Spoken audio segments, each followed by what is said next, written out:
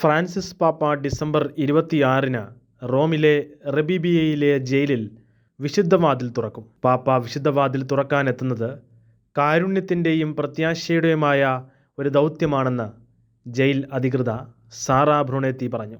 ജയിലിൽ ഞങ്ങൾ നടത്തുന്നത് ഒരു ജോലി മാത്രമല്ല, ഒരു വിളിയും കൂടിയാണെന്നും, എന്നാൽ ഇപ്പോൾ പാപ്പായുടെ സന്ദർശനം അതിനൊരു അംഗീകാരമാകുകയാണെന്നും സാറാ പറഞ്ഞു. തടവറ ലോകത്തെ എന്നും കരുണയുടെ കേന്ദ്രസ്ഥാനത്ത് പ്രതിഷ്ഠിച്ചുകൊണ്ട് പാപ്പ ജയിൽവാസികളുടെ കാര്യത്തിൽ എപ്പോഴും കാണിക്കുന്ന ശ്രദ്ധയ്ക്ക് സാറ നന്ദി പ്രകാശിപ്പിച്ചു.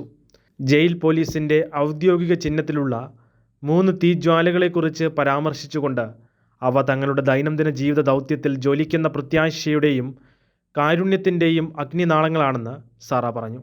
ആദ്യമായിട്ടായിരിക്കും ഒരു കാരാഗൃഹത്തിൽ ഒരു വിശുദ്ധവാതിൽ പാപ്പ തുറക്കുക. ഡിസംബർ 24-ന് വിശുദ്ധ പത്രോസിൻ്റെ ബസിലിക്കയിലെ വിശുദ്ധവാതിലും 26-ന് റബീബിയ ജയിലിലെ വിശുദ്ധവാതിലും പാപ്പ തുറക്കും. റോമിലെ ഇതര പേപ്പൽ ബസിലിക്കകളുടെ വിശുദ്ധവാതിലുകൾ, അതായത് വിശുദ്ധ ജോൺ ലാറ്ററൽ ബസിലിക്കയുടെ ഡിസംബർ 29-നും വിശുദ്ധ മേരി മേജർ ബസിലിക്കയുടെ 2025 ജനുവരി 1-നും വിശുദ്ധ പൗലോസിൻ്റെ ബസിലിക്ക ജനുവരി 5-നും ആയിരിക്കും തുറക്കപ്പെടുക.